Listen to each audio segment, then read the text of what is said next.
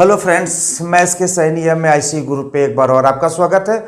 और आज हम लोग 12 कॉमर्स आर्ट इकोनॉमिक्स के अंतर्गत आज तटस्थता वक्र का हम अध्ययन करेंगे। तो तटस्थता वक्र होता क्या है, इसे भी जानेंगे। इन्हें किन किन नामों से जानते हैं ये भी थोड़ा सा हम जान लेते हैं। तो तटस्थता वक्र को इंडिफरेंस कर्व के भी नाम से जानते हैं। इसे हम उदासीनता वक्र के भी नाम से जानते हैं। हम इसे अनाधिमान वक्र के भी नाम से जानते हैं। हम इसे समसंतुष्टि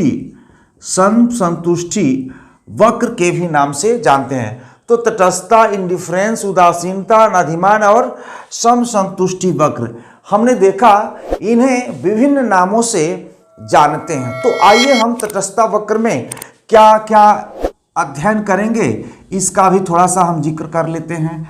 इसमें क्या होता है कि दो वस्तु होता है x और y, दो वस्तु होता है। हम कह सकते हैं IC का मतलब होता है इंडिफरेंस कर्व या उदासीनता वक्र या तटस्थता वक्र या अनाधिमान वक्र या समसंतुष्टि वक्र, उसी का हम अध्ययन करते हैं। IEC का मतलब इंडिफरेंस कर्व में होता क्या है, x वस्तु और y वस्तु, दो वस्तुओं का हम अध्ययन करते हैं। तो इसमें सबसे पहले ये जानते हैं कि x वस्तु, अगर x वस्तु में वृद्धि करते हैं तो y वस्तु की मात्रा में हमें कमी करना पड़ेगा। अगर x में कमी करते हैं तो हमें y वस्तु की मात्रा में वृद्धि करना पड़ेगा, जिससे जो उनका संयोग है, जो संतुष्टि का स्तर है, उसमें किसी प्रकार का कोई परिवर्तन न हो। उसमें अगर किसी प्रकार का परिवर्तन होता है तो तटस्थता वक्र का जो सिद्धांत है वो काम नहीं करता है। तो हम देखें, x और y दो वस्तु है। अगर x की मात्रा में वृद्धि होती है तो y की मात्रा में कमी, और x की मात्रा में कमी होती है तो y की मात्रा में वृद्धि। अगर दोनों की बात करें, अगर x और y के बीच का अगर रिलेशन की बात करें, क्या संबंध है, किस तरह का संबंध है, तो संबंध की बात करें तो हम ऋणात्मक संबंध कह सकते हैं, हम नेगेटिव सब रिलेशन कह सकते हैं। यानी x और y के बीच का जब रिलेशन की बात करें तो नेगेटिव, क्योंकि x की मात्रा में वृद्धि होती है तो y की मात्रा में कमी होती है, और y की मात्रा में कमी होती है तो x की मात्रा में वृद्धि होती है। हमने एक फार्मूला से आपको समझाने का प्रयास किया, IC वक्र क्या है। इसमें होता क्या है, एक उपभोक्ता होता है जो अपनी आय के अनुसार अपनी दो वस्तुओं का ये उपभोग करने का प्रयास करता है। x और y दो वस्तुओं का उपभोग करता है, तो इनसे जो संयोग प्राप्त होता है वो दोनों से समान संतुष्टि प्राप्त होता है। एक छोटा सा उदाहरण लेकर देखते हैं।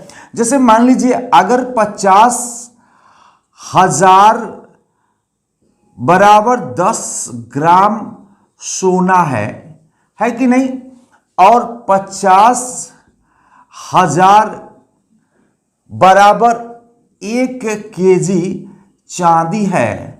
अगर हम कहते हैं कि अरे यार, तुम जैसे अगर तुम 20 ग्राम सोना अगर तुमको दिया जा रहा है, 20 ग्राम सोना दिया जा रहा है, उसके बदले में तुमको 2 केजी चांदी दिया जा रहा है, तो क्या बात कह सकते हैं, इन दोनों का जो संतुष्टि का लेवल है क्या है, ये बराबर है। कहेगा कोई दिक्कत नहीं यार, आप चांदी दे दो, चांदी को बेच के 50,000 मिल जाएगा, सोना को भी बेच करके 50,000 मिल जाएगा।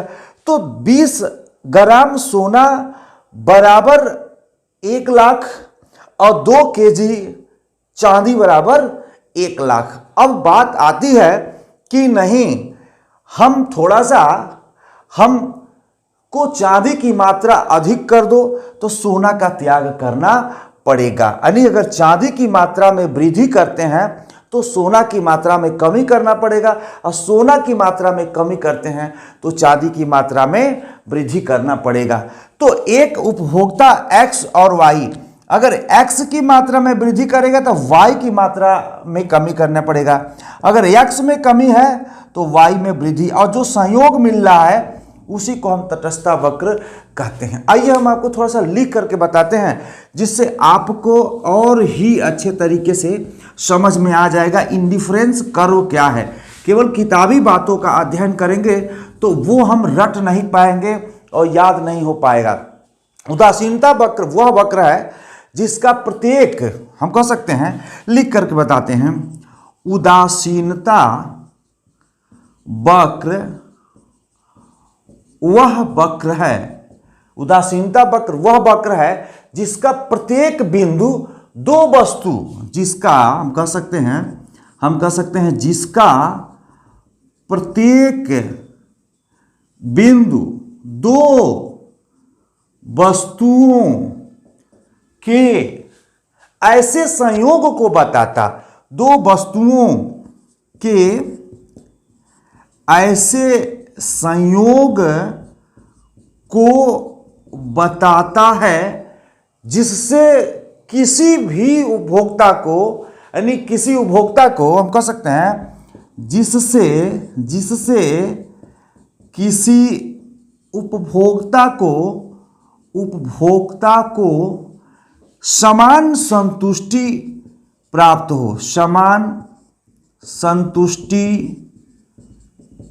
प्राप्त हो, उसे ही हम तटस्थता वक्र कहते हैं। समान संतुष्टि प्राप्त होती है कह सकते हैं, यानी कह सकते हैं उदासीनता वक्र वह वक्र है जिसका प्रत्येक बिंदु दो वस्तु का मतलब होता है एक्स वाई, दो वस्तुओं के ऐसे संयोग को बताता है जिससे किसी उपभोक्ता को समान संतुष्टि प्राप्त होती है। जैसे मैंने एक्स और वाई, सोना और चांदी की बात मैंने किया, अगर 10 ग्राम का 50,000 कीमत है और 20 ग्राम किसी के हिस्से में सोना आता है, तो अगर किसी के हिस्से में 2 केजी चांदी आता है तो दोनों से संतुष्टि समान प्राप्त होती है। अगर कुछ भाग चांदी की भी आपको चाहिए तो कुछ भाग, अगर आपको 10 ग्राम चांदी चाहिए और कुछ सोना चाहिए, 1 केजी सोना चाहिए, तो 10 ग्राम उसको आप सोना दे दीजिए, आपका बैलेंस बराबर हो जाए। संतुष्टि का लेवल हर हाल में समान होना चाहिए। तो हम कह सकते हैं कि अर्थात आईसी वक्र पर अंकित प्रत्येक बिंदु, हम कह सकते हैं कि आईसी वक्र पर अंकित, आईसी का मतलब होता है उदासीनता वक्र, आईसी वक्र पर अंकित प्रत्येक बिंदु उपभोक्ता को, हम कह सकते हैं प्रत्येक बिंदु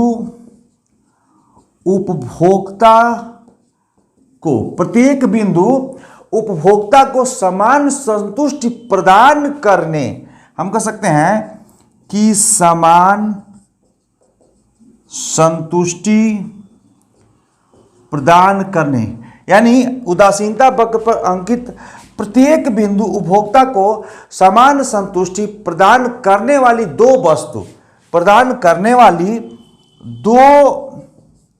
वस्तु कौन सा, एक्स और वाई, दो वस्तुओं के अनेक संयोग हो सकता है, दो वस्तुओं के अनेक संयोग का मतलब होता है जहां एक्स और वाई मिलता है, संयोग को व्यक्त करता है। क्या करता है, संयोग को व्यक्त करता है। यही कारण है कि आईसी वक्र को समसंतुष्टि, हम कह सकते हैं यही कारण है कि आईसी यानी उदासीनता वक्र को समसंतुष्टि वक्र भी, उदासीनता वक्र को सम संतुष्टि वक्र भी कहते हैं। थोड़ा सा फास्ट लिखने में राइटिंग डिस्टर्ब हो रही है, लेकिन मैं समझा दे रहा हूं। उदासीनता वक्र वह वक्र है जिसका प्रत्येक बिंदु दो वस्तुओं के ऐसे संयोग को बताता है जिससे किसी उपभोक्ता को समान संतुष्टि प्राप्त होती है। आईसी वक्र पर अंकित प्रत्येक बिंदु उपभोक्ता का समान संतुष्टि प्रदान करने दो वस्तुओं के अनेक संयोगों को व्यक्त करता है। यही कारण है कि उपभोक्ता को सम संतुष्टि वक्र के भी नाम से जानते हैं। तो हमने देखा कि दो वस्तुओं के प्राप्त संयोग को दिखाने वाली बिंदु को हम आईसी वक्र, उदासीनता वक्र कहते हैं। तो विभिन्न संयोग की बात है, ए बी सी डी जो मिलता है और सबको मिला देते हैं। आइए हम एक ग्राफ से और एक तालिका से समझने का प्रयास करते हैं। चाहे तो आप स्क्रीनशॉट ले सकते हैं और फिर मैं आपको नेक्स्ट इसी तालिका और सारणी के द्वारा हम समझाने का प्रयास करते हैं। ये जो फार्मूला है, इस फार्मूला का अगर आप याद रखेंगे तो समझिए कि कहीं भी आप फंसने वाले नहीं हैं।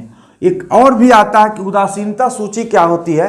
तो उदासीनता वक्र विश्लेषण के अंतर्गत उपभोक्ता दो या दो से अधिक उपभोग वस्तुओं की पसंदगी अथवा अनुराग के क्रम के आधार पर जब संतुष्टि प्रदान करता है उसी को हम उपभोक्ता अनुसूची कहते हैं। आइए हम बताते हैं उपभोक्ता वक्र को एक सारणी के द्वारा। यहाँ पे मैं एक सारणी बना रहा हूँ, सारणी आईसी वक्र का ये बना रहा हूँ।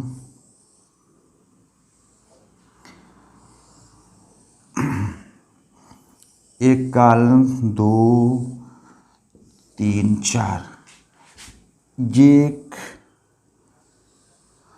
ये का जो कॉलम है ये संयोग है, यह एक्स वस्तु यानी सेव है और ये वाई वस्तु हम कह सकते हैं संतरा है। एक्स वस्तु सेव है और वाई वस्तु क्या है, संतरा है। इस पे विभिन्न संयोग ए बी सी डी और हम सेव 1 2 3 4 हम कह सकते हैं।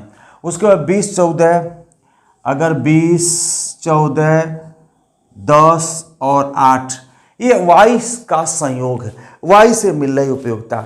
मैंने बताया था, देखिएगा ध्यान रखिएगा, आईसी बराबर एक्स में वृद्धि वाई में कमी संयोग, वाई में कमी एक्स में कमी वाई में वृद्धि संयोग, दोनों परिस्थितियों में मिलता है। यहां पे देख सकते हैं एक्स जो एक्स वस्तु एक सेव बराबर 20 संतरा है। हम कह सकते हैं कि एक सेव बराबर 20 संतरा है, यानी 20 संतरा है। अगर आपको सेब की मात्रा और बढ़ानी है तो आपको संतरा की मात्रा को कुछ कम करना पड़ेगा, क्योंकि ये डिमिनिशिंग लॉ के आधार पे भी ये आधारित है। तो 2 सेब बराबर अगर हम कहें तो 14 संतरा है, 3 सेब बराबर 10 संतरा है और 4 सेब बराबर 8 संतरा। अगर आपको 4 सेब की जरूरत है तो आपको कम से कम 12 संतरा का त्याग करना पड़ेगा, यानी 8 संतरा बराबर 4 सेब। अब संयोग A B C D A आपको मिलता गया। यानी कह सकते हैं कि अपोजिट चलते हैं कि हुआ ना, जैसे एक सेब बराबर 20 संतरा, तो एक्स और वाई और एक्स की मात्रा आपने बढ़ाया, एक्स की मात्रा हमने देखिए एक्स की मात्रा हमने बढ़ा दिया, ये वाई की मात्रा क्या हो गया, घटा दिया, और एक्स की मात्रा को बढ़ाया 2 से 3 कर दिया तो वाई की मात्रा को घटा दिया। तो इन दोनों के बीच का रिलेशन नेगेटिव हो रहा है, और मैंने बढ़ाया 4 कर दिया, ये क्या हो गया 8 हो गया। आइए अपोजिट चलते हैं, 4 सेब बराबर 8 संतरा। हमें संतरा की और जरूरत है, संतरा यानी हमें वाई की मात्रा में वृद्धि करना है। ये वाई है, 8 से हमें 10 करना है तो हमें एक्स में क्या करना पड़ेगा, कमी करना। 4 से क्या हो गया 3 हो गया।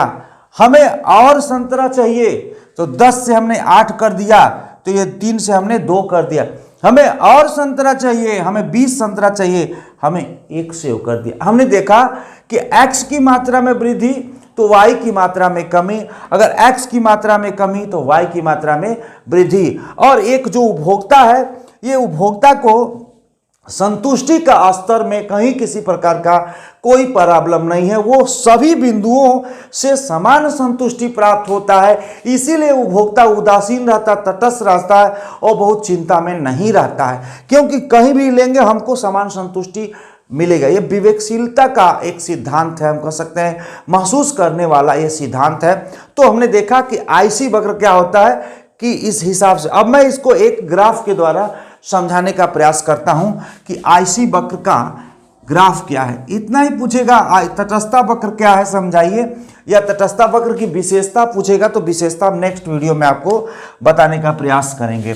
तो आइए हम एक ग्राफ के द्वारा भी इसे समझने का प्रयास करते हैं। एक देखते हैं जल्दी से, चूंकि स्केल का हमने प्रयोग किया और जल्दी से जिससे बन जाए, आप देख सकते हैं ये अधिकतम संख्या 2 है। अगर हम डिफरेंस देते हैं 2 का, 2, 4, 6, 8, 10, 12, 14, 16, 18, 20, ये 2, 4, 6, 8, 10, 12, 14, 16, 18 और 20, ये हो गया वाई वस्तु, यानी हम कह सकते हैं ये हो गया वाई वस्तु, यानी ये हो गया संतरा।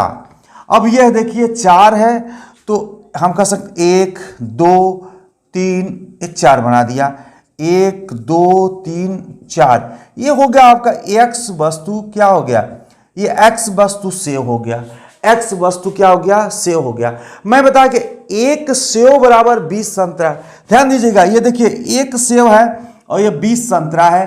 तो हमने क्या किया, हमने ऐसे बढ़ाया और यहाँ पे मैंने स्केल लगाया, आपके पास स्केल होगा तो ये मैंने ये बना दिया।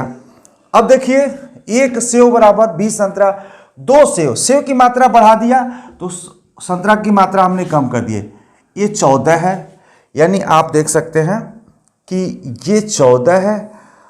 ऐसे हम मिला देते हैं इसको, ये 14 वाला हो गया। 3 सेव बराबर 10 संतरा, ये आप देखिए 10 संतरा है, मैंने बढ़ाया इसको और यह आपका 3 सेव बन गया। और ये देखिए डी में 4 सेव है और 8 संतरे हैं, 8 संतरे हैं, ये मैंने बनाया।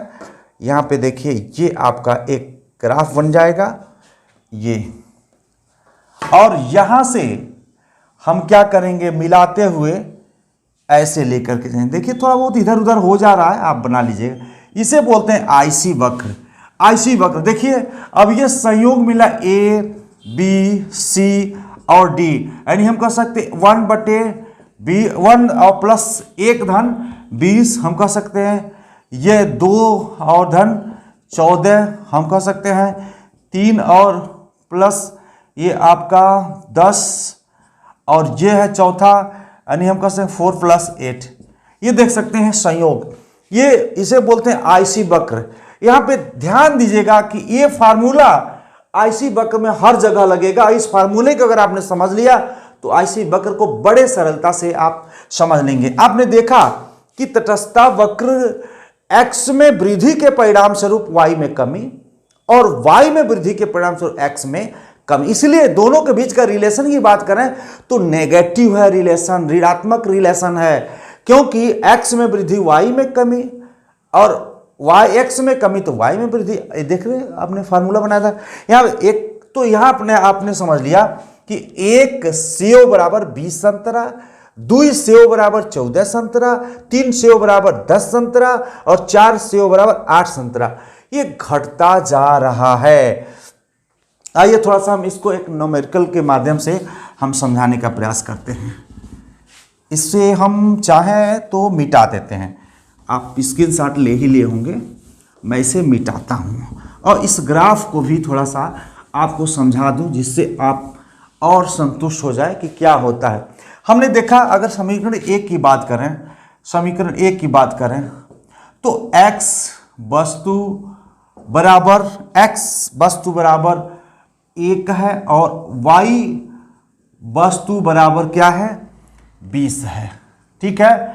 और दोनों से जो संयोग प्राप्त हो रहा है ये प्राप्त हो रहा है। समीकरण 2 की बात करें तो x वस्तु जो है, x वस्तु में बराबर हम कह सकते 1 से बढ़कर के 2 हो गया, और y वस्तु की बात करें, y वस्तु बराबर हम कह सकते हैं कि 20 से घट करके 14 हो गया, 20 से घट करके 14 हो गया, और ये संयोग मिल रहा है आपको b।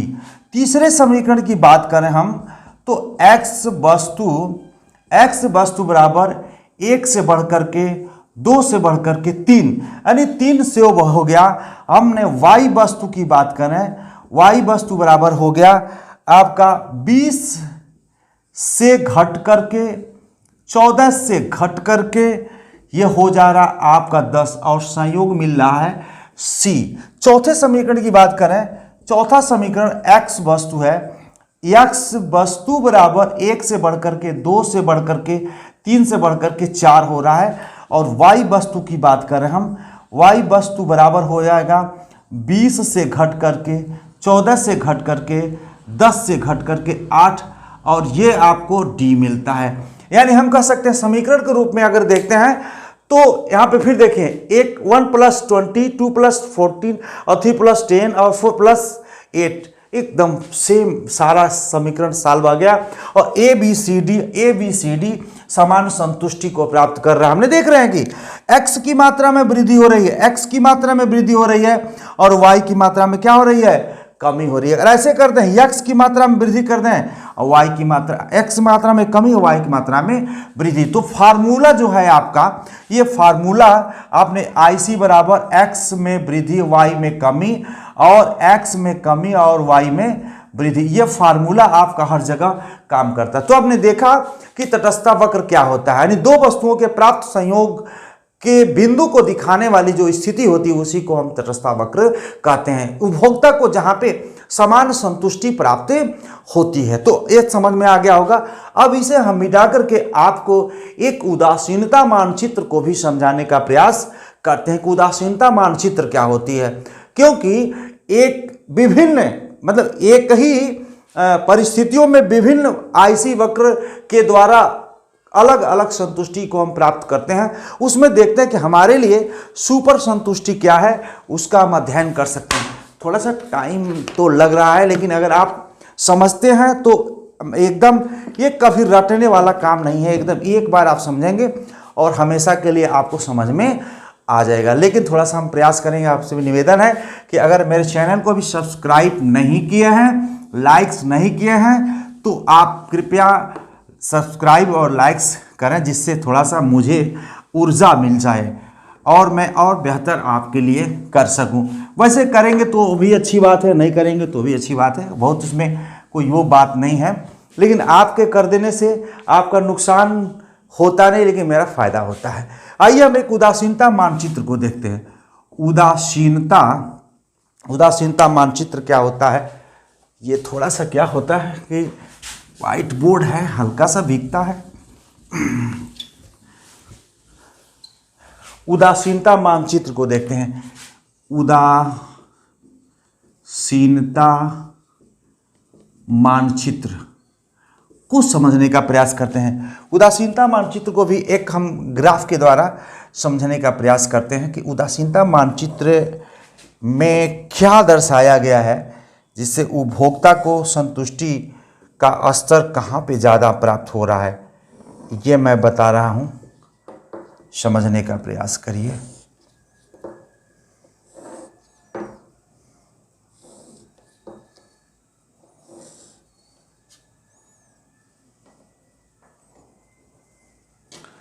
चलिए देखते हैं।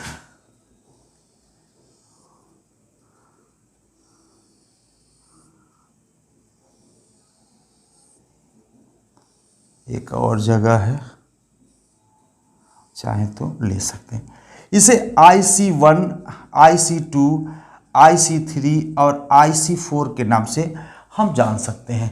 ये संयोग जो है A, B, C और ये D को हम कह सकते हैं।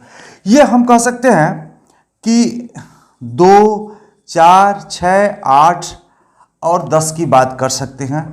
ये है वो X जो यहाँ पे हम 4 की बात कर सकते हैं, और ये है आपका Y, यानी यहाँ पे Y वस्तु हम कह सकते हैं संतरा, और X वस्तु हम कह सकते हैं, X वस्तु इसको हम बोल सकते हैं सेव। अब देखिएगा थोड़ा सा ध्यान से कि यहाँ पे 4 सेव बराबर संतुष्टि का स्तर A पे भी मिल रहा है। अगर 4 सेव और 4 संतरा मिल जाए तो यहाँ पे संतुष्टि के लेवल को सही बताया गया है। 6 पे भी संयोग बी प्राप्त हो रहा है जो IC2 है, और 8 पे भी IC3 है, और 10 पे IC4 है। अब ये चीज़ आप जान लीजिए, आगे तो ये फार्मूला नहीं होगा, चूंकि उदासीनता मानचित्र में बता रहा हूं कि अगर आपको एक ऑप्शन मिल जाए कि इसमें किसका आप चयन करना चाहेंगे। अब सोच लीजिए कि अगर आपको x बराबर 4 बराबर y बराबर 8 है, 4 बराबर 4 है, एक मिनट, सॉरी, यह है आपका 4, यानी x यहाँ लिखते हैं y बराबर 4, और संयोग मिल जाता है आपका a। ये समीकरण नंबर 1 हो गया। समीकरण नंबर 1 हो गया। थोड़ा सा मिटाते हैं जिससे आपको और अच्छे से हम समझा सकें।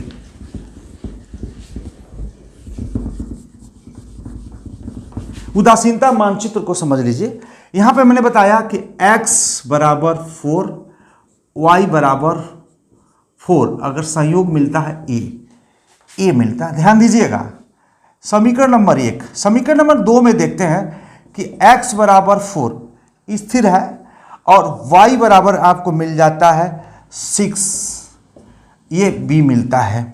अगर तीसरे समीकरण में हम देखते हैं कि x बराबर 4 और y बराबर आपका 8 मिल जाता है और संयोग आपको c मिलता है। और चौथे समीकरण में हम देखते हैं कि x बराबर आपका 4 और y बराबर आपका है 10 और समीकरण d मिलता है।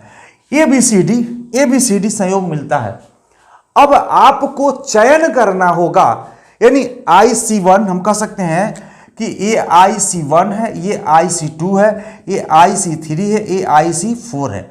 हम ये कहना चाहें कि आपको इसमें से चयन करने के लिए मिल जाए कि किसको आप चयन करेंगे, जहां पे सबसे ज्यादा संतुष्टि आपको कहां मिलेगी। तो कोई भी व्यक्ति कहेगा कि ये जो D बिंदु है, क्योंकि जो संयोग है A से अधिक B पे, B से अधिक C पे और C से अधिक D पे संयोग प्राप्त हो रहा है। अधिकतम संयोग D पे प्राप्त हो रहा है। और IC में यह भी कहा गया है वो बिंदु से जितना ही जो दूर होगा वहां पे संतुष्टि का स्तर उतना ही ज्यादा होगा। ऊंचे स्तर पे संतुष्टि का स्तर ऊंचा होता है। तो हमने देखा कि अगर तुलना करें, ये 4 ठीक है, यहाँ पे 4 6 है, यहाँ पे 4 8 है, यहाँ पे 4 10 है, यानी 4 के साथ 10। तो स्वाभाविक है हम इस D का चयन करेंगे, क्योंकि D पे सबसे अधिक हमें संतुष्टि प्राप्त हो रही है। यानी हम कह सकते हैं D बिंदु पे 10 संतरा, और हम कह सकते हैं 10 संतरा यानी y और 4 सेव यानी x हम कह सकते हैं, इसमें संतुष्टि का स्तर ज्यादा है। तो उपभोक्ता मानचित्र के द्वारा हम विभिन्न संयोग को विभिन्न IC वक्र के द्वारा देख सकते हैं, जान सकते हैं। लेकिन अगर आपसे बात की जाए कि किसको आप चयन करेंगे, तो हम इस पे चाहेंगे, D को चयन करेंगे। तो आज के लिए इतना ही, और नेक्स्ट वीडियो में मैं आपको लेके आऊँगा इंडिफरेंस कर्व की विशेषताएं। इंडिफरेंस कर्व की विशेषताओं को मैं इतने जी वे में समझा दूंगा जो आपको कभी भूलने वाला नहीं है। धन्यवाद।